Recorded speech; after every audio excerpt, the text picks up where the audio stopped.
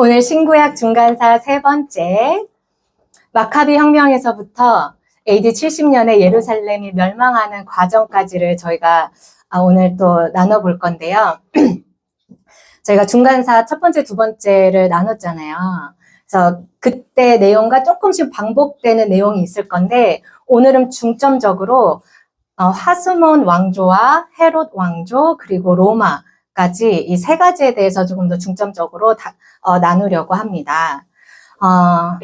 BC 722년에 북이스라엘이 아수르에서 멸망을 당하고 BC 586년에 남유다가 어디에 의해서 멸망당했죠? 네, 딩동댕. 바벨론에 의해서 멸망했습니다. 그리고 페르시아, 그리스, 로마까지 그 이스라엘은 계속해서 다른 나라의 약탈을 당하고 침략을 당하면서도 끝까지 지금도 전쟁 중에 있죠. 그래서 하나님의 장자이자 하나님의 눈동자인 그 이스라엘이 어떤 과정을 거쳐져 왔는지, 그리고 저희가 구약의 마지막 책 말라기는 페르시아가 컨트롤하고 있었을 때였거든요. 근데 이제 신약의 마태복음에 들어가면은 갑자기 이제 로마가 나오잖아요. 그리고 신약에서는 헤롯 왕이 40번이 넘게 나와요. 40번이. 근데 우리는 그냥 다 헤롯이라고 하니까 이 헤롯이 어떤 헤롯인가? 그 헤롯 분명히 죽었는데 또 나왔네? 하는 그런 좀 복잡한 과정들을 겪죠. 저희가 성경을 읽을 때. 근데 제가 중간사를 공부를 하다 보면은 신약이 정말 너무 풍성해져요. 자, 이 중간의 내용이 너무 많은 과정이 수백 년이 여기 있었는데 이게 그냥 뻥 없어져 버리고 갑자기 신약에 들어가게 되면 도대체 무슨 얘기냐 하면서 구약이랑 전혀 연결이 안 되는 부분들이 있거든요. 그래서 여기 계시는 분들이 앞으로 신약을 계속 읽으시고 그 깨알 광고로 저희가 2월 5일부터 신약 통독을 또 들어갑니다. 지선님들 같이 하시길 원하고요. 그래서 앞으로 저희가 신약도 읽어갈 텐데 좀 도움이 되는 시간이 되었으면 좋겠습니다. 그리스에 20살 때 왕이 되어서 12년, 13년 동안 엄청나게 영토를 장악했던 왕이 알렉산더였습니다. 질문을 내려고 했었는데 많이들 아실 것 같아서. 네, 알렉산더가 그 당시에 통치했던 나라가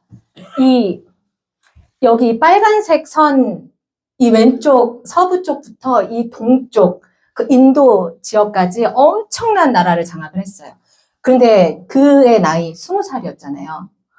우리의 20살을 생각해보면 정말 이 알렉산더 대왕은 대단했던 왕이었는데, 보통 이 당시에 전쟁을 하면은 그 나라의 영토만 확장하는데 집중을 하는데, 알렉산더 대왕은 너무나도 참 이 헬레니즘 문화를 사랑했어요. 그래서 헬레니즘은 철학, 수학 피타고라스, 철학. 이 알렉산더 대왕의 직계 선생님이 아리스토텔레스였죠. 그 아리스토텔레스의 선생님은 소크라테스였고요. 그래서 이 철학에 굉장히 관심이 많이 있었고, 이 헬레니즘 문화를 본인이 영토를 확장하는 그 나라마다 계속해서 그 문화를 확장시켰어요. 그리고 그냥 전쟁만 하는 것이 아니라 이 알렉산더는 전쟁을 할 때마다 늘 공부하고 책 읽고 그 선생님들을 같이 다니면서 계속 그러는데 집중을 했었던 왕이니까 기존의 다른 왕들과는 조금 달랐었죠. 그때 우리가 그리스 알렉산더 대왕 얘기했을 때 인도를 점령하고 중국까지 가려고 했었잖아요. 근데 중국을 갔었으면 이제 조선에도 우리 나라에까지 넘어왔을 가능성이 높은데, 이때 같이 했었던 군사들이 너무 지쳤어요. 12년, 13년을 고향에 돌아가지도 않고 계속 전쟁만 한다고 생각해 보세요. 그래서 그 전쟁만 하다가 너무 지쳐서 돌아가는 길에 알렉산더는 30대 초반에 열사병으로 죽게 됩니다. 독살이 있었다, 어떤 열병으로 죽었다 하는 얘기들도 있지만 정확하진 않고요. 그리고 알렉산더는 이제 저희가 성경을 바탕으로 얘기를 하기 때문에 알렉산더 대왕에 대해서 많은 얘기를 이 정도로 하고 넘어가겠지만, 사실 역사에서는 알렉산더 대왕은 굉장히 엄청난 대왕이었지만, 사실 성경에서는 알렉산더 대왕을 한두 줄 정도밖에 얘기를 안 하고 끝나요. 그리고 이 알렉산더 대왕이 죽으면서 유언을 남겼는데, 하필이면 유언이 강한 놈이 먹으세요 하고서 이제 돌아가신 거예요. 그러면 이제 자기 계열로도 가지 않고 그냥 그 알렉산더를 따르던 그 장군들이 이 알렉산더가 평정했던 이렇게 넓었던 땅을 나눠 먹는데 그 나눠 가진 과정에서 이제 네 군데로 나뉘어지는데 우리는 하나님의 눈동자가 어디죠? 이스라엘, 예루살렘. 이 이스라엘과 예루살렘을 끼고 150년이 넘는 기간 동안 전쟁을 했던 프톨레미와 셀루커스를 기반으로 이제 간단하게 제가 훑고 갈 건데요. 처음에는 이스라엘은 이 프톨레미 남방 왕 쪽에 의해서 컨트롤을 됐어요. 왜냐면 이 지역을 보더라도 지금 프톨레미는 이집트에 기반을 두고 있고 셀루커스는 시리아 쪽에 기반을 두고 있는데 이 셀루커스 왕조가 지금 차지하고 있는 땅이 굉장히 넓잖아요. 근데 프톨레미 왕조가 지금 차지하고 있는 땅은 이집트이다 보니까 그냥 거의 단일 민족이고 이 당시에 이집트 사람들은 이 지역을 이제 점령했던 그 왕들한테 그냥 거의 순종적이었다고 보시면 돼요. 그래서 컨트롤하기가 그나마 수월했는데 셀루커스 왕조 같은 경우에는 나라들도 많고 그 민족들도 너무 다양하다 보니까 컨트롤하기가 조금 쉽지 않았었던 거죠.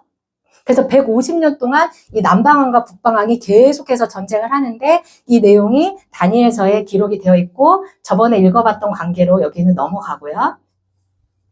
그래서 프톨레미 왕조 같은 경우는 프톨레미 1세, 2세, 3세, 4세, 5세에서 쭉쭉쭉쭉쭉 내려가고 나중에 이제 클레오파트라 왕까지 나오고요. 이 셀루커스 왕조 같은 경우에는 셀루커스 1세, 안토니우쿠스 2세, 뭐 셀루커스 3세 이렇게 해서 이름이 조금 복잡해요. 그래서 저희가 이제 저 혹시 좀 빠른가요? 빨라요? 괜찮아요? 네, 이름 나오면 저희 이제 되게 힘들어지잖아요. 뭐 몇 세 나오기 시작하면 되게 힘들잖아요. 그래서 제가 최대한 재밌게 이 화면을 보면서 하려고 오늘 슬라이드가 꽤 있어요. 그래서 졸지 않으실 수 있도록 좀 화려하게 준비를 해봤는데 나중에 더 복잡한 게 나오거든요. 해록 가문이. 그래서 제가 눈을 번쩍 뜨고 정신을 차리고 들어주셨으면 좋겠습니다. 그리고 이제 셀루커스 왕조 중에 안티오쿠스 3세가 있었는데요.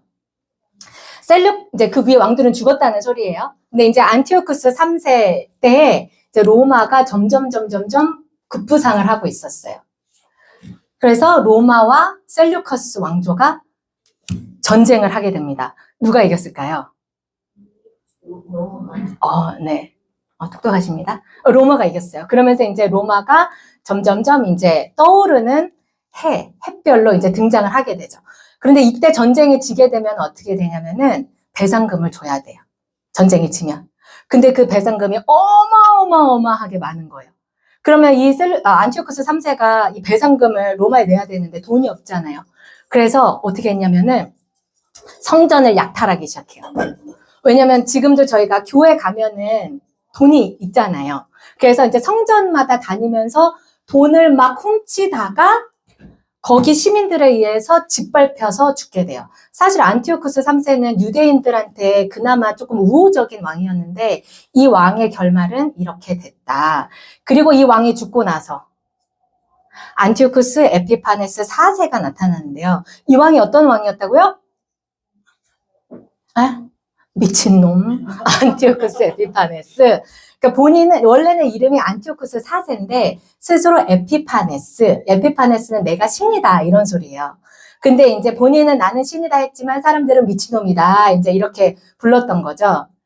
그래서 이제 저희가 다니엘서 11장을 보면요.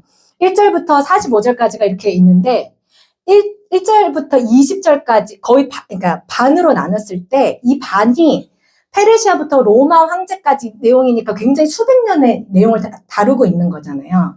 그런데 21절부터 45절까지 20 몇 절이 되는 이 많은 구절을 이 미친 안티오코스 에피파네스 4세에 대한 내용을 다루고 있어요.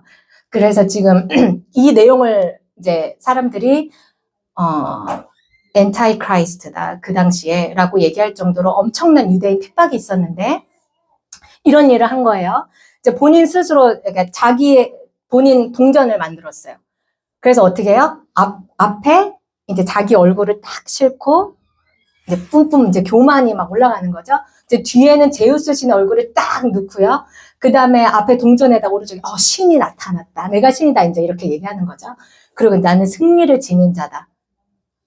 그리고 이제 왼쪽에는 나 안티오쿠스 4세 이렇게 적어 놓은 거예요. 엄청나게 교만이 이제 하늘을 찌르기 시작하는 거죠. 그래서 이 안티오쿠스 4세가 이제 3세가 죽고 이제 이 4세가 계속 여기가 이제 150년 동안 전쟁을 했다 그랬잖아요. 그래서 이제 또 여기를 점령하러 가야죠. 프톨레미 왕조를. 그래서 이집트로 이제 내려갔는데 이 프톨레미 왕조가 가만히 있었느냐? 가만히 안 있었던 거예요. 왜냐면은 그냥 내려오면 질 것 같으니까 어떻게 해요? 로마의 도움을 청해요. 그래서 그 당시 로마의 가이우스 장군한테 도움을 청했더니 이 가이우스 장군이 와가지고 저기 이제 이렇게 막대기 들고 있죠? 너 이 손 넘으면 죽는다. 이제 이렇게 한 거예요. 안티오쿠스 4세한테. 그래서 싸워보지도 못하고 손가락 하나 까딱 못하고 이제 바로 다시 본인의 나라로 돌아가던 중에 아까 셀류쿠스 왕조와 프톨레미 왕조 그 중간에는 어디가 껴있죠? 계속? 이스라엘. 네, 이스라엘, 예루살렘이 계속 껴있죠. 그래서 다시 올라가는 길에 어디다 분풀이를 해요? 감히? 예루살렘 성전에다가. 왜냐면 유대인들은 계속해서 그 헬라 문화를 계속해서 받아들이지 않았거든요. 그러니까 계속 골칫덩어리야. 그래서 이 성전에다가 돼지 피를 뿌리고 제우스 신상을 세워놓습니다. 근데 이것만 한 게 아니고요. 엄청난 이제 핍박을 이런 짓거리를 했기 때문에 이제 엔타이크라이스트다라는 얘기를 듣게 되는 건데요. 안식일을 금지를 했어요. 근데 유대인들한테 안식일은 엄청나게 중요한 거잖아요. 근데 안식일을 금지를 하니까 유대인들 안식일에 아무것도 안 하잖아요. 그 아무것도 안 하고 있는 그날에 엄청난 유대인들을 학살을 하기 시작했고, 그리고 태어난 지 8일 만에 이제 남자애들은 할례를 받아야 되는데 할례도 금지를 하기 시작했어요. 근데 할례를 그래도 이제 나는 하나님 뜻을 따르겠다면서 이제 할례를 한 사람들이 있을 거 아니에요. 그럼 어떻게 해요? 아기를 죽여가지고 그 엄마 목에다 걸고, 그래서 이제 나중에 그 엄마까지 죽이고, 이제 너네 할례하면 죽여버린다 이 뜻으로 이제 그 아기를 걸고 엄마 목에 걸고 이렇게 돌아다니게 하는 거죠. 그러니까 무서우면은 할례 못 하는 거예요. 그렇죠? 그리고 성전에서 제사를 금하는데 만약에 성전에서 제사를 하더라도 돼지로 이제 제사를 해라 했고, 이름도 음식도 바꾸기 시작했어요. 근데 우리 다니엘서에서 이름과 음식을 바꿨었던 적이 있죠. 다니엘과 새 친구들. 그래서 이 이름과 이 음식을 바꾼다는 게 사실은 별거 아니지만 저희가 지금 한국 이름을 갖고 사니까 우리 정체성을 나타내는데 이 정체성을 완전히 없애버리고자 유대인의 정체성을 그런 일을 하면서 굉장히 심한 탄압을 하기 시작했어요. 그럼 유대인들 입장에서 어때요? 살 수가 없잖아요. 따르는 사람들도 있었겠지만 나는 끝까지 하나님의 뜻을 따르겠노라 했던 사람들은 살 수가 없잖아요. 그래서 어떻게 해요? 이제 들고 일어나기 시작한 거예요. 그래서 들고 일어났을 때 이제 성전마다 그 로마에서 지키는 사람들이 있었는데 그 성전을 지키고 있던 사람을 이 마따디아 제사장이 죽여요. 이 모데인이라고 하는 지역을 다스리고 있었던 이쪽에 제사장이 있었는데 이 제사장이 5명의 아들과 그리고 이 뜻을 따르는 사람들과 함께 이제 봉기를 들고 일어납니다. 이 뜻을 함께 따랐던 사람들이 하시딤이라고 하는 사람들인데요. 이 사람들은 이제 나는 굉장히 경건하다. 나는 이 경건을 지켜나가겠다. 율법을 지키겠다. 너희들의 뜻에 따르지 않겠다 하는 사람들이었어요. 쉽게 얘기하면. 근데 이제 유대 사이에서 알렉산더 대왕은 이제 이미 죽었지만 셀류쿠스 왕조가 계속해서 그리고 프톨레미 왕조가 계속해서 이스라엘을 예루살렘을 계속 탈환하는 과정이 있었잖아요. 그러면서 이제 헬라 문화가 끊임없이 들어오는 거예요. 그래서 그때 그러면 완전히 세상적으로 변해버리니까 그리고 세상적으로 변한 사람들도 있었고 그래서 나는 이거를 지키겠다 하는 사람들 그리고 여기에 있던 이제 하시딤들 중에 이 성전 회복을 하겠다. 이 마따디아 제사장과 이 아들들과 함께 회복을 하겠다 하면서 이제 전쟁에 참여하게 되는데 그 전쟁이 네. 저쪽 끝에서 입모양 뻥끗하였어요. 네, 마카비 전쟁이라고도 하고, 마카비 혁명이라고도 하는데요. 이 3년 동안 엄청나게 싸우기 시작하는데, 근데 생각을 해보세요. 셀류쿠스 왕조는 왕조잖아요. 근데 여기는 그냥 제사장과 아들들과 이들의 뜻을 따르는 사람들이니 사실 경쟁이 될 수가 없잖아요. 그런데 이때 이 5명의 아들이 있었다고 했죠. 그 아들 중에 이제 셋째 아들이 유다라고 하는 사람인데 이 사람들이 머리를 굉장히 잘 썼어요. 어떻게 했냐면은 치고 빠지고 하는 기술을 쓴 거예요. 그래서 원래는 마카비가 망치라는 뜻이거든요. 그래서 망치로 치고 빠지고 하듯이 너무나 이 많은 이 셀루커스 왕조를 대적을 할 수가 없으니까 그냥 몰래 갔다가 치고 빠지고 하면서 총 4번을 그렇게 전쟁을 해서 어떻게 해요? 성전을 탈환을 했어요. 할렐루야. 그리고 이때 안티오쿠스 에피파네스 4세도 이제 사망을 하게 됩니다. 근데 이 성전을 탈환한다는 게 너무나 감격스러운 일이잖아요. 그래서 이 날을 수전절, 하누카라고 해서 지키게 되는 거예요. 근데 왜냐면 이 수전절을 왜 짓고 가냐면은 구약에서는 수전절이라고 하는 절기 자체가 없어요. 그리고 이제 성전에서 1년에 3번씩 절기를 드릴 때도 이 수전절이라고 하는 내용 자체가 없잖아요. 근데 신약에서는 한 번 나오잖아요. 이 수전절이라고 하는 게 요한복음에. 그래서 이 수전절이 그냥 이제 우리가 이 중간사를 모르고 그냥 넘어가다 보면은 어떤 절기 중에 그냥 한 번이었나 보다 그냥 이렇게 생각할 수 있지만 이 수전절은 그 중간사 때 있었던 유대인들이 다뤘던 절기였어요. 그리고 이제 저희가 성경을 읽다 보면은 바리새파, 사두개파 이 얘기 나오죠. 일단은 나쁜 놈들 같은 그런 분들이 이제 나오기 시작하잖아요. 근데 이 바리새파도 이 하스몬 왕조 때, 이 마카비 혁명 때, 이때 이제 더 부각이 드러나기 시작하는데요. 이 사두개파는 우선 의로운 사람들이다 하는 뜻이에요. 그러니까 사두개파나 바리새파나 둘 다 서로 경건하게 의롭게 하나님의 뜻을 지키려는 자 하는 그런 바탕은 같다고 보시면 돼요. 근데 사두개파는 어디에서 시작됐느냐 하면 이제 그 다윗과 솔로몬 시절에 제사장이 2명이 있었잖아요. 이제 그 중에 한 명이 이제 제사장 사독이었는데, 이제 그 사독 계열을 통해서 쭉쭉쭉쭉 내려온 후손이 사두개파가 됐다라고 하는 의견이 지배적이고요. 이제 바리새파 같은 경우에는 이제 이 마카비 혁명을 통해서 이 하스몬 왕조가 생겨요. 이 왕조가 이제 계속해서 이렇게 쭉쭉쭉 다시 한번 왕위를 이어가는데, 그때 당시에 왕조를 이어갈 때 율법과 조금 어긋나는 행동들을 하기 시작해요. 그건 뒤에서 이제 제가 다룰 건데요. 그때 왕조에서 율법에서 벗어난 것을 하는 것 때문에 여기서 이제 이 하시딤에서 바리새파가 따로 분리가 독립이 돼요.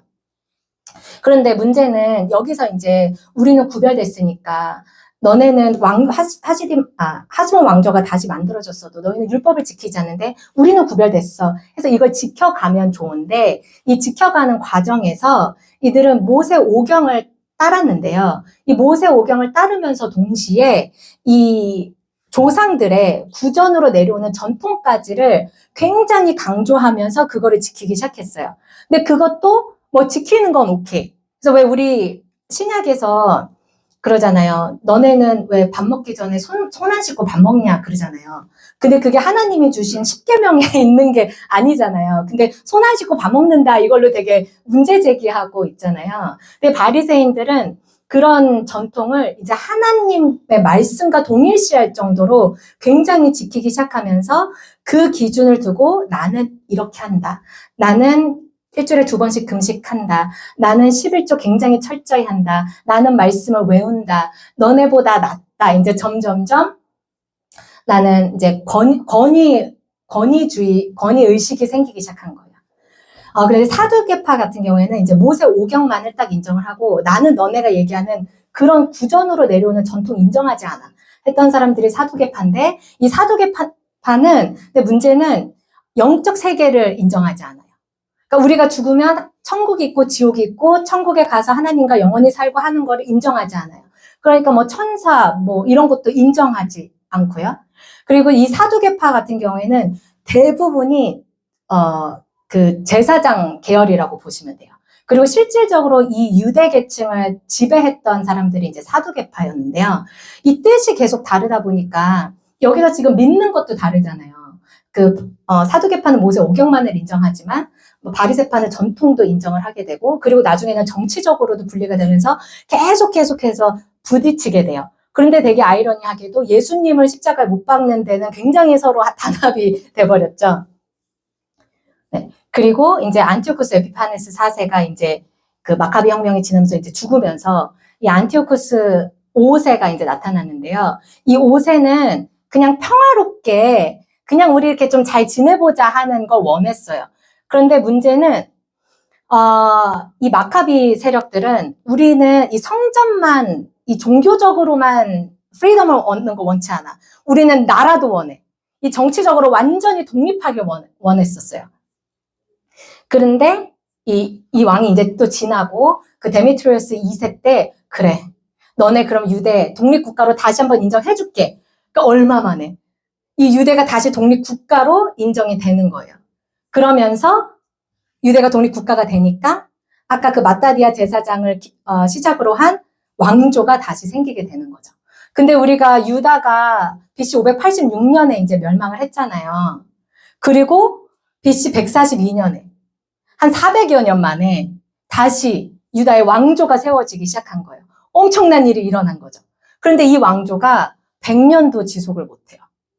근데 조선왕조도 500년 역사인데 이따가 보면은 그 엄청난 그 알렉산더가 엄청나게 막 영토를 확장한 그 그리스도 한 300여 년밖에 가지를 못해요. 근데 이 하스몬 왕조를 이제 저희가 하나씩 이제 이 왕들에 대해서 이제 짚어갈 건데요. 졸리신가요? 재밌어요. 재밌으신가요? 집중하신 거죠? 네. 저는 제가 재밌는데 여러분 어떠신가 싶어가지고요. 네. 네. 이 마따디아한테는 5명의 왕이 있었는데, 근데 그 중에서 이제 조금 중요한 왕으로만 이제 추린 거예요. 네, 유다는 원래 셋째 아들이었어요. 그래서 이 유다를 중심으로 해가지고 마카비 혁명이 일어나고, 이제 이 유다도 죽게 되고, 그 요나단도 죽게 되고, 이제 동생 시몬이 이제 남았는데, 이 시몬을 통해서 이제 하시몬 왕조가 이렇게 세워졌다라고 보시면 되거든요. 근데 이 시몬은 왕과 대제사장직을 같이 해요. 근데 구약 때 왕과 대제사장직을 같이 할 수 있어요? 없어요? 없어요. 그렇기 때문에 이게 문제가 되는 거예요. 누구한테? 바리새인들한테. 율법을 되게 중요하게 생각을 하는 바리새인들한테 왕이랑 대제사장이 어떻게 겸임을 하냐. 그러니까 이게 누구한테 눈엣 가시예요? 자꾸 내가 왕이랑 제사장을 같이 하는데 어떤 파에서 계속 너네 그렇게 하면 안 돼. 그러면 그 왕이 이 파를 싫어할 거 아니에요. 그래서 이 왕 시몬이 바리새인들을 핍박을 하기 시작해요. 그러니까 이때다 싶어서 바리새인들이랑 그 경쟁 구도에 있던 어느 파가 있었다고요? 네, 사두개인들이 이때다 싶어가지고 이제 다시 이 정권을 점점 이 왕 옆에 이렇게 싹 껴가지고 정권을 잡으려고 하는 거예요. 그리고 이제 보시면은 유다, 요나단, 시몬 되게 우리 익숙한 이름이죠.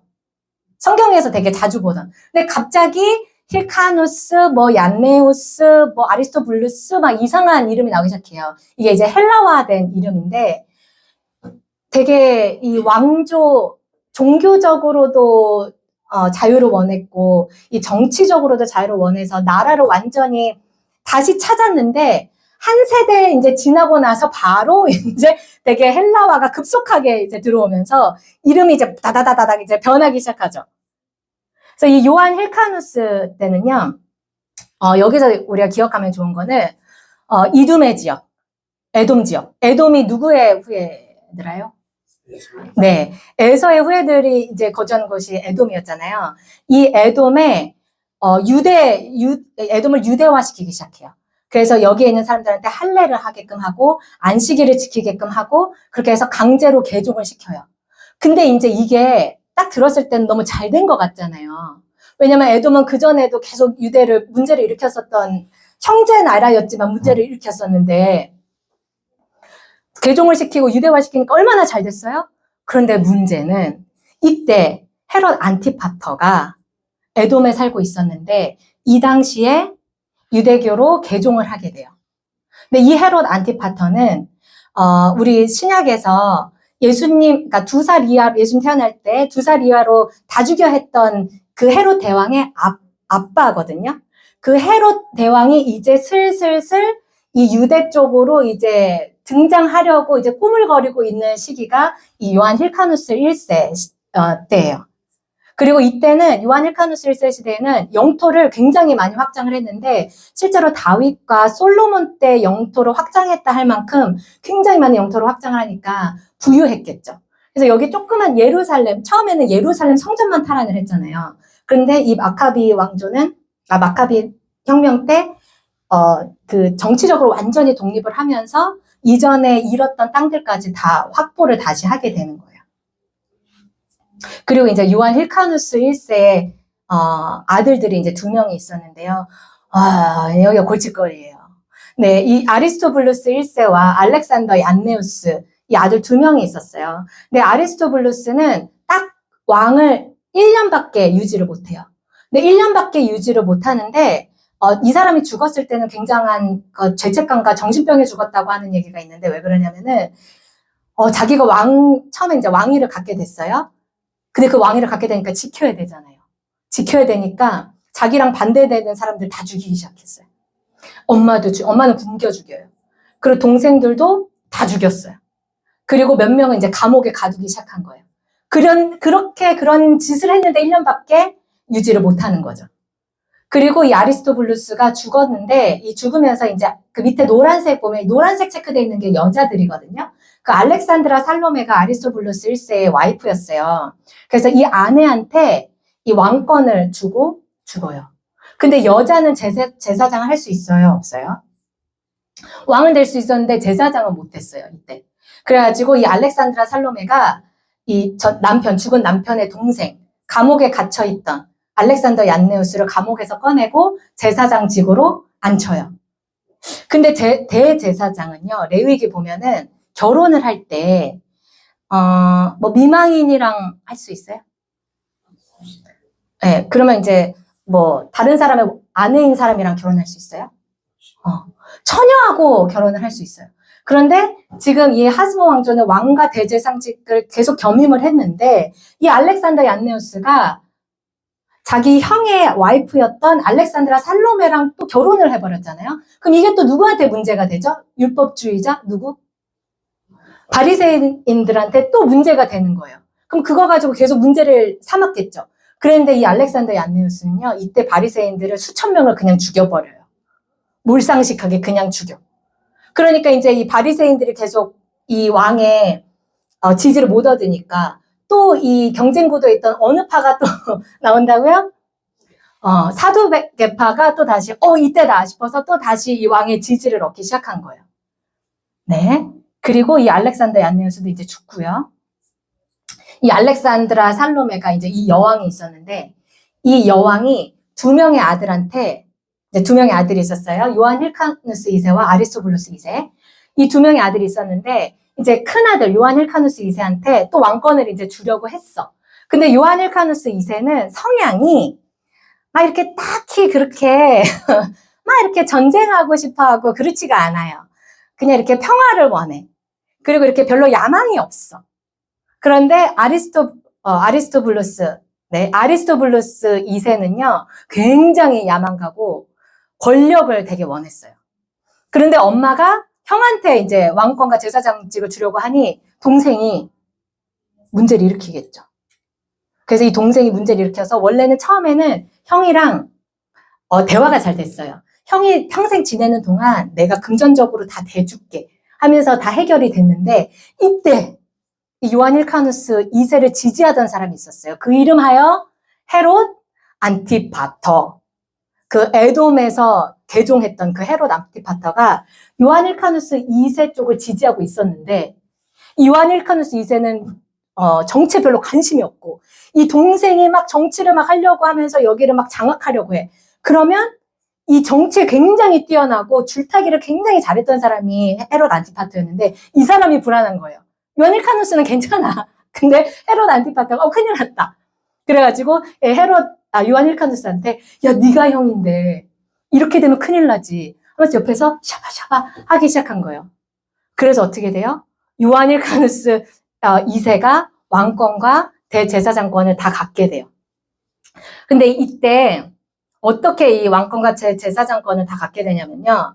사실 이제 집안에 문제가 있으면 집안에서 싸우면 되는데 이게 밖으로 갖고 가면 이제 좀 창피한 일들이 생기잖아요.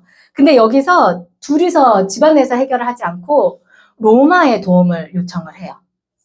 이러면서 이제 로마가 처음으로 이제 유대 쪽으로 이제 세력을 점점 펼쳐가는 그 계기가 되는 게 이때부터인데요. 이때 당시에 로마의 폼페우스라고 하는 장군이 이제 떠오르고 있었어요. 이 장군한테 이 형제가 서로 내 편 들어줘 하기 시작하는 거예요. 그런데 이때 이때 폼페우스 장군이 기회를 딱 잡고 이때다. 그러면 이 땅을 먹어야 되겠다 하면서 이 지역을 로마에서 그러면 컨트롤을 하겠다. 그럼 어떻게 되는 거예요? 왕권이 하스몬 왕조의 왕권이 어떻게 돼요? 없어진 거죠. 어떻게 이 마카비 혁명 막 전쟁까지 일으키면서 그 셀류쿠스 왕조를 대적해가지고 이 제사장 가문들이 일어나서 전쟁을 일으켜서 어떻게 탈환한 유대 땅 수백 년 만에 다시 있었던 이 왕조가 어떻게 이 두 형제의 난으로 인해서 그냥 사라지고 이제 로마에 편입이 되고요. 그리고 이 요한 힐카누스 2세한테 그냥 대사장직 정도만 주는 거예요. 그런데 이때 이 폼페이우스의 장군의 신임을 굉장히 얻은 사람이 있는데 요한 힐카누스도 아니고 아리스토블루스도 아니고 이름하여 헤롯 안티파, 그 헤롯 대왕의 아버지. 이 사람이 또 다시, 왜냐면 줄타기를 너무 잘했거든요. 그런데 보세요. 우리가 힘든 일이 있을 때 정말 어떻게 다시 일어난 그 왕조인데 이 형제가 누구한테 물어봤다고요? 로마. 사람한테 가지고 이 문제를 해결하기 시작한 거예요. 하나님한테 물어볼 생각 1도 안 하고요. 근데 우리도 굉장히 그럴 때 많잖아요. 그래서 이런 모습을 굉장히 너무 이렇게 아비어스하게 이 형제들을 통해서 우리가 볼 수 있지 않나 싶어요. 그리고 한쪽에서 정권을 잡게 되면 반대쪽 되는 사람은 그냥 죽는다고 봐야 되잖아요. 그래서 이 아리스토블루스 2세 이 동생과 그 아들 안티고노스는 로마로 도망가요. 도망가는데 이제 잡혀갔다라고 보시면 돼요. 그래서 이렇게 잡혀가고 이러면서 헤롯은 계속해서 요한 힐카누스 2세 옆에 딱 붙어 있을 수밖에 없어요. 왜냐하면 유대 사람들은 굉장히 폐쇄적이라서 딱 우리 민족, 이방인은 개, 돼지 이렇게밖에 안 하잖아요. 근데 헤롯 안티파터가 아무리 개종을 했었어도 얘는 이방인이다라는 게 있기 때문에 이 이방인으로서 이 당시에 그 에돔 지역을 컨트롤하고 있었는데 이 유대 사람들의 마음을 계속 살려면 헤롯 안티파터는 스스로 마음을 계속 못 사요. 그러니까 요한 힐카누스 2세 옆에 계속 붙어서 이 힐카누스를 이렇게 쉬우니까 조절을 하면서 유대인들의 마음을 계속 사는 거죠.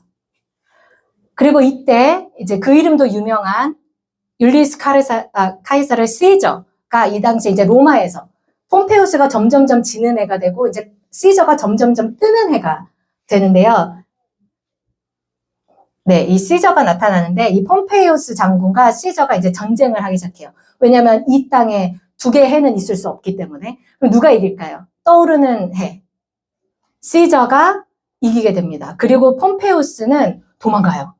왜냐면 전쟁이지만 무조건 죽는 거잖아요. 그래서 도망을 가는데 어디로 도망을 가냐? 이집트로 도망을 갑니다. 근데 이집트에 도망을 갔는데 지금 딱 보니까 어떤 장군이 전쟁을 하다가 져서 도망왔어. 그럼 이집트도 계속 이제 잘 되는 쪽으로 줄을 서야 되잖아요. 왜냐면 로마가 너무나 강대국이기 때문에. 근데 지금 줄을 잘 서야 되는데 딱 보니까 시저가 굉장히 탄탄하게 올라가고 있고 폼페이우스 장군이 이제 졌어. 그래서 이 당시에 이 이집트 프톨레미 왕조, 아까 셀루커스 왕조, 프톨레미 왕조 있었죠? 이 프톨레미 왕조 아직 안 없어졌어요. 그래서 이 프톨레미 왕조가 쭉쭉쭉 계속 이렇게 내려오다가 이제 프톨레미 13세까지 이제 내려온 거예요. 근데 이 13세는 그 유명한 클레오파트라하고 같이, 정치를 같이 하고 있었어요. 왜냐면 이집트에는 모계 통치권이라고 하는 게 있는데, 이게 이제 우리 구약에서도 보면 바로 많이 나오잖아요. 근데 파라오는 혼자서 이렇게 왕이 될 수 없고 남녀가 같이 왕이 돼야 되는데 이 당시에. 그래서 이집트는 딱 우리 단일 형통 해가지고 다른 혈통이랑 결혼을 못하게 하고 자기네 형제자매 남매끼리 결혼을 하게 했어요. 그래서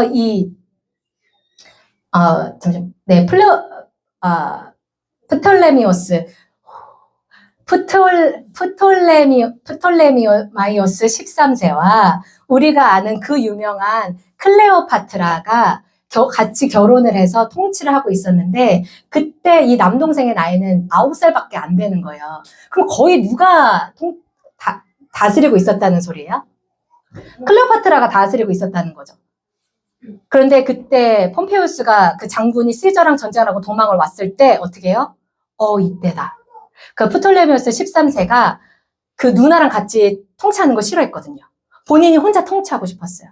그래서 시저한테 샤바샤바 해가지고 내가 혼자 통치를 하게끔 하려면 여기로 도망온 프톨레미를 죽여야 되겠구나.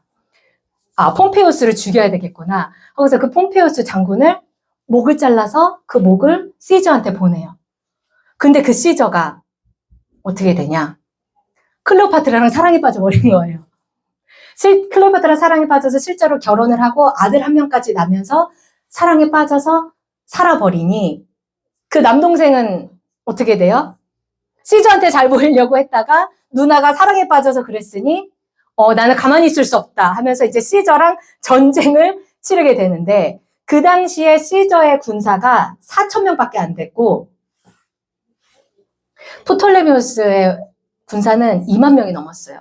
그러면 딱 봐도 5배가 넘는데 그냥 무조건 지는 전쟁이잖아요. 근데 이때 또 누가 두둥하고 나타나요. 굉장히 줄타기 잘했던 로마의 헤롯 안티파터가 딱 나타나가지고 아까 전에는 프톨레미우스의 그 신임을 받고 있었잖아요. 요한 일카누스 2세를 통해서. 근데 지금 딱 보니까 또 누가 기세 등등해요? 시저. 그래가지고 본인이 모든 군사를 다 이끌고 와서 시저를 도와주기 시작해요. 그래서 시저가 이기고 프톨레미우스는 그대로 죽는 거죠. 그러니까 여기부터 따 저기부터 따 굉장히 정치를 잘한다고 봐야 되겠죠? 그렇게 해서 시저가 굉장히 독주를 하기 시작했어요. 근데 독주를 하게 되면 또 눈에 까시죠. 그래서 원로원이라고 있었는데 의회라고 보시면 돼요. 의회 의원들. 정치하다 보면 이제 캐나다도 의회가 있고 의원들 있잖아요. 그 의원들이 안 되겠다. 시저가 이렇게 너무나 엄청난 독재적으로 하다 보니 안 되겠다 해가지고 죽여버려요. 그리고 이 당시쯤에 해가지고 헤롯 안티파터, 줄타기 잘했던 그 안티파터도 죽게 됩니다. 그런데 이제 시저는 워낙 국민들의 사랑을 굉장히 많이 받았던 왕이에요. 근데 시저가 그렇게 죽게 되니까 사람들이 막 언성이 되게 높았어요. 그러니까는 그 나라 정세가 굉장히 불안정했어요. 그래서 그때를 딱 틈타서 아까 로마에 도망가 있던 아리스토블루스 그 아들 있었죠? 로마에 도망갔던 그 안티고노스가 다시 돌아와요. 내가 이때다 싶어가지고 내가 이 제사장직을 다시 한번 탈환해야 되겠다고 넘어와요. 근데 아까 누가 제사장직을 하고 있었죠? 네, 요한 일카누스 2세가 제사장직을 하고 있었잖아요. 근데 그러니까는 조카죠. 조카와 삼촌 관계, 큰아빠 관계인데 이 안티고노스가 어떤 발칙한 짓을 하냐면요. 요한 일카누스 2세의 귀를 잘라버려요. 근데 왜냐면 대제사장은 신체 어떤 부위가 없어도 안 되고 더 있어도 안 돼. 그래서 귀를 잘라버리고 감옥에 가둬버려요. 그래서 안티고노스가 대제사장이 되고 한 3, 4년 정도를 통치를 하게 되는데 근데 왕권은 이미 없었잖아요. 로마에 편입돼서 로마가 컨트롤을 하고 있었고 그냥 제사장직만 유지를 하고 있었는데 그냥 하스몬 왕조라고 하는 이름만 있었다고 보시면 돼요. 그리고 이제 마지막에 그 밑에 보면 아리스토블루스 3세도 있었지만 그냥 여기도 헤롯 안티파터에 의해서 죽어요. 살인을 당해요. 그래서 헤롯 안티파터 같은 경우에는 이제 관련된 많은 사람들을 많이 죽였다라고 이제 이렇게 보시면 되고요. 그리고 이때 헤롯 안티고누스가 이제 내가 대제사장직을 할 거야 했을 때 이제 헤롯 안티파터의 아들, 우리가 아는 그 헤롯 대왕, 그 예수님 태어났을 당시에 2세 이하로 다 죽여라 했던 그 헤롯 대왕, 헤롯 더 그레이트, 그 왕이 이제 그 아버지의 대를 이어서 이제 점점 강성하기 시작을 하고요. 그 안티고노스까지 이제 완전히 몰아내면서 하스몬 왕조가 없어지기, 이제 완전히 역사 속에서 사라졌다라고 보시면 돼요. 그 어렵게 이뤄냈던 그 왕조가 그 자녀들의 그 정권 싸움으로 인해서 점점 쇠퇴하다가 완전히 사라지게 된 거고요. 그리고 시저한테는 시저도 아까 독살당해서 죽었잖아요. 근데 시저한테는 오른팔이 있었어요. 안토니우스라고 하는 오른팔이 있었고, 그리고 옥타비아누스라고 하는 19살밖에 안 되는 이 장군이 있었는데, 이 옥타비아누스는 시저의 조카이기도 하고 양 아들이기도 했어요. 근데 이제 시저가 죽으면서 그 편지를 이제 남겼는데, 죽고 나서 편지를 이렇게 열어보니까 당연히 시저가 죽었을 때 이 정권에 대해서, 권력에 대해서 당연히 욕심이 있었을 거 아니에요. 그러니까 안토니우스가 당연히 내가 이제 오른팔이니까 내가 왕이 되겠거니 했는데, 시저는 그 편지에 옥타비아누스를 후임자로 세운 거예요. 근데 이 옥타비아누스는 19살밖에 안 됐고, 안토니우스는 이미 나이가 많은 사람이었어요. 근데 내가 후계자로 있다고 해도 분위기상 19살밖에 안 되는데 사람들은 안토니우스 편이었거든요. 그럼 안 되잖아요. 그래서 이 옥타비아누스가 머리를 써가지고 우리 같이 정치하자. 같이 하자. 그래서 이게 그 유명한 삼두 정치라고 하는 건데요. 이 세 명이 같이 이제 다스리기 시작해요. 근데 이때 옥타비아누스가 계속해서 이제 자기 세력을 확장해 가고 있었는데, 아까 그 시저의 오른팔이었던 안토니우스가요, 계속 자기 세력을 이제 확장하고 잘 해야 되잖아요. 근데 어떤 일이 일어나면 그 이집트에 있던 클레오파트라랑 사랑에 빠져요. 근데 클레오파트라는 아까 시저랑 결혼을 해서 아들까지 낳았잖아요. 근데 시저가 암살당해서 죽었잖아요. 그럼 클레오파트라는 어떻게 돼요? 그냥 남편까지 죽어버리고 그 로마에 그쪽에 있다가는 큰일 나는 상황이 되잖아요. 그래서 원래는 로마에 잠깐 갔다가 다시 이집트로 돌아왔는데, 이때 그 안토니우스랑 다시 한번 사랑에 빠지면서 안토니우스와 결혼을 하고 3명의 자녀까지 낳고 한 10년을 이렇게 살게 돼요. 근데 안토니우스가 이제 정치나 이런 데 관심이 없고 자기 세력을 넓히는 데 관심이 없으니 이때 누가 계속 쭉쭉쭉쭉 올라가겠어요? 19살밖에 안 됐던 옥타비아누스가 이때다 싶어서 이제 자기 세력을 막 키워나가기 시작하는 거예요. 그래서 옥타비아누스가 안토니우스를 이제 쳐들어가죠. 그래서 이때다. 이제 내가 이 권력을 잡을 때다 해서 이제 전쟁이 딱 일어나는데, 이때 어디가 이길까요? 옥타비아누스가 이제 이 전쟁에서 이겨요. 근데 이때 안토니우스와 클레오파트라가 이제 완전히 잡히게 되고, 그리고 안토니우스도 자살하고 클레오파트라도 자살을 하게 돼요. 그래서 아까 그리스에서 알렉산더 대왕을 통해서 4군데로 왕조로 나눠줬고, 그 4군데 왕조 중에 셀류커스 왕조와 프톨레미 왕조가 있었는데, 이 프톨레미 왕조는 클레오파트라의 자살로 인해서 이제 완전히 끝났다라고 보시면 되고요. 그리고 이제 옥타비아누스가 이 로마의 황제가 되기 시작하는데요. 이 옥타비아누스는 본인이 신이 이제 더 높은 신의 자리까지 되고 싶었던 사람이에요. 그냥 단순히 왕이나 장군으로 남는 것이 아니라, 그래서 스스로를 신격화시켜서 나 옥타비아누스 아니고 아우구스투스라고 불러줘. 그래서 이름을 바꾸는 거예요. 아우구스투스. 이 아우구스투스는 존엄한 자, 그러니까 거의 신에 가깝다라는 소리예요. 그래서 신이다라고 부르고, 이 옥타비아누스가 활동했던 이 시기를 팍스 로마나 해가지고 로마가 굉장히 활성화됐던 황금기라고 불리는 게 이쯤이었어요. 우리 그 누가복음 보시면 한번 읽어볼게요. 시작. 그때 가이사 아구스도가 영을 내려 천하로 다 호적하라 하였으니, 또 호적하라 해가지고 그 마리아와 요셉이 내려가잖아요. 그때 호적하라고 했던 이 아구스도가 아우구스투스, 성경에서는 아구스도라고 쓰여요. 그럼 우리가 이제 헤롯 가문이 이제 아까 헤롯 안티파터, 헤롯 대왕의 아빠가 죽고 이제 헤롯 대왕이 이제 나왔다 그랬잖아요.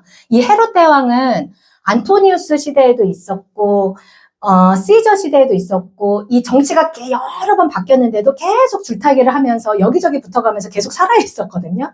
100년 정도의 시간을 이 헤롯 가문이 계속 이렇게 이어가요. 근데 이 헤롯 대왕이 한 30년 이상을 이제 이 집권을 하는데요. 이 헤롯 대왕은 너무나 악한 일들을 많이 저질렀잖아요. 왜냐면 정치적으로 욕심이 너무 많아. 그래서 실제로 하스몬 왕조, 왜냐면 이 헤롯 아버지 때부터 해서 헤롯 대왕이 있을 때까지 하스몬 왕조가 계속 왕조로 있었기 때문에 이 헤롯 안티파터 아빠는 에돔 지역에서만 통치를 하고 있었다가 이제 그 유대 지역까지 점점 컨트롤하고 있는데 문제가 되는 사람들은 다 죽이기 시작하는 거예요. 그래서 하스몬 왕조에 관련된 사람도 한 40명 이상을 다 죽여버리고 이 밑에 보시면은 이 빨간색 박스 안에 있는 게 헤롯 대왕의 아내들인데요. 총 10명이 있는데 한 5명 정도가 좀 중요한 사람들이라서 표로 있고 나머지 5명은 이제 표에도 그냥 없이 있어요. 근데 여기 보시면은 헤롯 대왕 밑에 왼쪽에서 두 번째 보면 미리암네 1세 있죠. 이 미리암네 1세가 아까 여기 하스몬 왕조 마지막 그 여자 딸 미리암네 여기랑 결혼을 하는 거예요. 왜냐면 이것도 정치적인 목적이죠.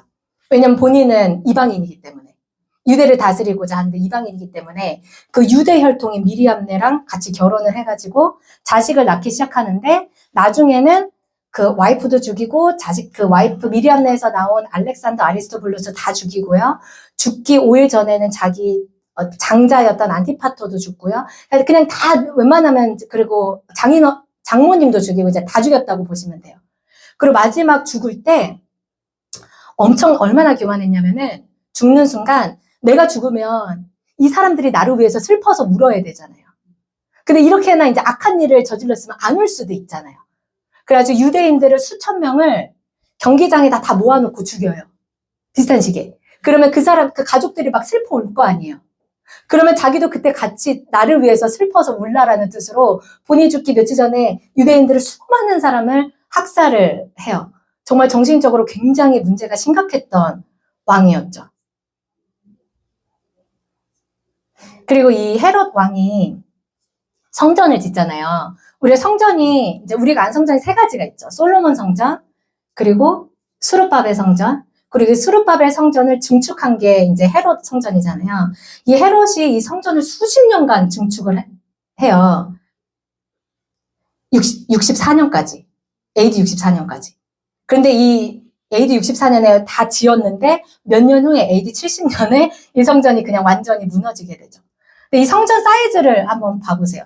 솔로몬 성전보다 어마어마하게 큰 이 성전을 지었는데 사실 헤롯은 성전 지을 필요 없거든요. 근데 왜 지었을까요? 자기한테 성전 별로 중요하지 않잖아요. 유대인도 아닌데. 유대인들의 마음을 살려면은 유대인들은 성전을 너무나 중요시하기 때문에 그 성전을 짓는데 마음을 사야 되니까 최대한 크게, 더 크게 해서 짓는 거예요. 그런데 성전은 누가 계셔야 되는 곳이에요? 여호와 하나님이 계셔야 되는데 헤롯이 이 사람들의 마음을 사기 위해서 지은 그 성전에 하나님이 과연 계셨을까? 그런데 우리 성경을 보면 이런 말씀 하시잖아요. 예수님이 여기에는 돌 하나도 더 위에 남지 않고 다 무너질 거라고 그러시잖아요. 그리고 예수님은 이런 말씀 하셨어요. 예루살렘아 예루살렘아 선지자들을 죽이고 내게 파송된 자들을 돌로 치는 자여 암탉이 그 새끼를 날개 아래 모은 같이 내가 내 자녀를 모으려 한 일이 몇 번이더냐. 예수님은 계속해서 자녀들을 나한테로 계속 모이게 했는데 사람들은 그 으리으리하게 너무 멋있는 그 성전을 보면서 그 제자들도 그러죠. 예수님 저 성전을 보세요. 그러니까 제자들이 계속 활동했던 그 시기에도 성전은 계속 지어지고 있었는데 너무너무 어마어마하게 멋있게 지어지니까 저 성전 좀 보세요. 저 성전 좀 보세요. 하지만 예수님은 그 성전에는 아무것도 없어. 그래서 그거 돌 하나도 남지 않고 다 무너질 거야. 나한테 와. 나에게는 말씀과 생명이 있다 하셨던 거잖아요. 예수님이. 그리고 이 헤롯 대왕이 죽고요. 여기 보시면은 헤롯 대왕의 아내 말다케, 4번째 여왕. 말다케 밑에 노란색으로 되어 있는 왕들 있죠. 지금 헤롯 중에서 옐로우로 이렇게 되어 있는 게 그 성경 중에서도 되게 우리가 기억해야 될 그 헤롯 왕들인데요. 여기 이제 아켈라오, 헤롯 안디바, 빌립 2세 이 왕들이 있는데 여기 보면은 아켈라오와 안티파스와 빌립이 다스렸던 지역을 이 색깔로 놓은 거예요. 아켈라오는 노란색, 안티파스는 핑크색, 빌립은 주황색. 여기 지도로 이렇게 보이시죠? 그래서 예를 들면 아켈라오 같은 경우는 사마리아와 유대와 이두메아 지역을 의미해요. 근데 여기 이제 아켈라오를 보면은 우리 성경에서 예수님 예수님이 태어나셨을 때 두세 이하로 다 죽이라고 했던 헤롯 대왕이 이제 죽으니까 이제 너 돌아가, 요셉한테 꿈으로 현몽해서 돌아가라 하잖아요. 근데 돌아가려고 하는데 그때 이 아켈라오가 정치를 잡고 있어서 그 지역으로 안 가고 이제 갈릴리 지역으로 올라갔다고 그러거든요. 그게 무슨 뜻이냐면 이 아켈라오가 엄청난 폭군이었어요. 이 세 아들 중에서 그 유대인들을 그냥 이 세금 문제로 세금이 너무 고되니까 좀 줄여주세요 하면 그냥 죽여버리는 거예요. 그래서 유대인들은 이제 수천 명을 죽이기 시작했어. 그러니까 유대인들이 어때요?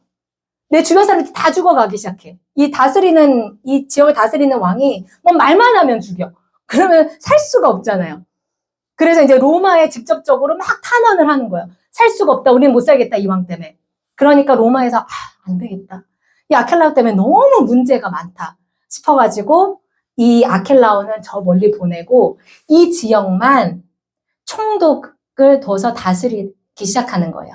그래서 여기에 총독을 둬서 다스리는데 여기를 다스렸던 5번째 총독이 우리가 아는 본디오 빌라도 총독이 그 지역을 다스리게 되고요. 이 헤롯 안티파스는 세례 요한을 죽인 안티파스. 그렇게 우리가 그냥 딱 하면 딱 아는 세례 요한을 죽인 안티파스고요. 그리고 이제 이 헤롯 안티파스에게 신문 받고 예수님 이제 넘겨지셨죠. 네. 그리고 이제 그 밑으로 보시면은 헤롯 아그리파 1세, 그리고 헤롯 아그리파 2세 이렇게 있는데요. 이 왕들이 다 헤롯 이렇게 40몇 번씩을 나오니까 제가 헷갈리잖아요. 근데 이 헤롯 아그리파 1세는 야고보, 제자 중에 야고보를 살해하고 베드로까지 이제 죽이려고 했는데, 이 성경을 읽어볼게요. 시작. 그때 헤롯 왕이 손을 들어 교회 중에서 몇 사람을 해하려 하여 요한의 형제 야고보를 칼로 죽이니 유대인들이 이 일을 기뻐하는 것을 보고 베드로도 잡으려 할세 때는 무교절 기간이라. 그래서 베드로도 죽이려 했었던 그 왕이 헤롯 아그리파 1세였고요. 그 다음에 이제 사도 바울을 신문했던 그 헤롯 왕이 헤롯 아그리파 2세. 그리고 이 왕을 끝으로 이 헤롯 가문도 한 100여년 기간의 통치를 하고 이 헤롯 가문도 이제 없어지게 됩니다. 그리고 이 유다는 AD 70년에 유다와 로마가 또 전쟁을 일으키면서 완전히 이제 없어지게 돼요. 그때 AD 70년에 성전까지 완전히 없어지죠. 디투스 장군에 의해서 없어지는데 그때 이제 이유가 그런 거예요. AD 39년에 왕이 이제 황제가 있었는데 내가 이제 왕이다. 내가 신이다. 너네 나한테 절해. 너네 나한테 제사해. 그럼 그 가장 문제가 되는 민족이 어느 민족이에요? 우리 유대민족. 우리 유대민족은 결코 너네한테 절하고 너한테 절할 수 없어. 그러니까 또 어떻게 돼요? 또 문제가 일어났겠죠. 그리고 이제 계속 그 성전에다가 그 칼리굴라 황제가 자기의 우상을 이제 막 세우기 시작해요. 그리고 거기다 절하라고 했던 거예요. 그리고 세금 문제도 계속해서 이제 돈에 대한 문제도 있었고요. 그래서 이제 AD 70년에 티투스 장군이 로마, 예루살렘을 완전히 함락해버리고 성전도 완전히 불태워버리고 저항했던 유대인들을 이제 죽이고 학살하고 하면서 이제 끝이 이렇게 나게 됩니다. 그래서 예루살렘은 AD 70년에 이제 정말로 완전히 없어지죠. 그리고 나서도 로마는 굉장히 오랜 시간 동안 이렇게 로마의 큰 제국으로서 나라들을 다스리기 시작하는데요. 거의 다 끝났습니다. 이게 제가 지도에서 찾아봤어요. 여기 지금 캐나다, 그다음 미국 제일 왼쪽 우리 밴쿠버 쪽이잖아요. 밴쿠버 시애틀 그쪽이거든요. 근데 이스라엘이 저 정도 사이즈밖에 안 돼요. 그 지도로 보면. 그런데 아수르, 바벨론, 페르시아, 그리스, 로마, 그리고 지금도 끊임없는 전쟁으로 인해서 하나님의 눈동자인 장자인 이 이스라엘이 가만히 있을 틈이 없이 계속 여기저기 계속 치이고 다치고 맞고 하잖아요. 근데 제가 이거를 이제 준비를 하면서 이 말씀이 생각났어요. 하스몬 왕조도 그 힘든 마카비 혁명을 일으키면서 그 왕조를 다시 수백 년 만에 탈환해서 다시 한번 하나님만 제사하고자 하는 마음이 있었겠죠.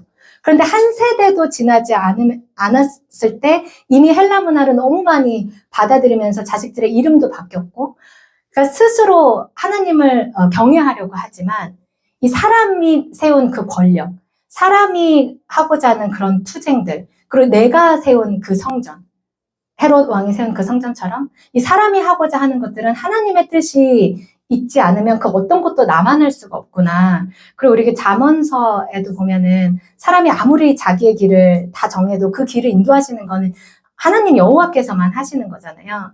그래서 이 말씀이 저희가 우리도 이제 앞으로 계속 사역을 하고 하나님 앞에서 예배자로 계속해서 살아갈 때 그 헤롯 왕이 그 민심을 그렇게나 살려고 해서 수많은 사람들을 죽이고 자기 정권을 유지하기 위해서 가족이고 아내고 자식이고 뭐 싹 다 죽였을 때 물론 그 사람은 하나님을 믿는 사람이 아니었지만 우리 마음 안에 중심이 내가 사람을 얼마나 더 신경 쓰고 사람 눈치를 보는가, 아니면 내 안에 하나님이 중심이 되어서 내가 하나님 말씀을 정말 중심으로 두고 살아가는가, 내가 정말 누구를 좋게 하려고 기도도 예배도 전도도 사역도 누구를 위해서 하는 것인가 하는 그런 생각을 하게 됐고요. 이 신구약 중간사 제 3회를 걸쳐서 총 400년을 저희가 훑어봤는데 400년 동안은 이제 침묵하신 기간이라고 하잖아요. 왜냐면 말라기부터 마태복음 그 사이에 아무런 이제 선지자를 보내지 않으셨기 때문에. 하지만 그 침묵하시는 그 기간 동안 하나님께서는 계속해서 지금 우리가 본 것처럼 일을 하셨고, 저희가 기도할 때 항상 어떤 상황에서도 하나님이 침묵을 하시더라도 그 침묵하시는 것조차 하나님의 응답이라는 것을 저희가 잊지 않고 항상 하나님의 얼굴만 구하는 저희가 됐으면 좋겠다 하는 생각이 들었습니다. 네, 감사합니다.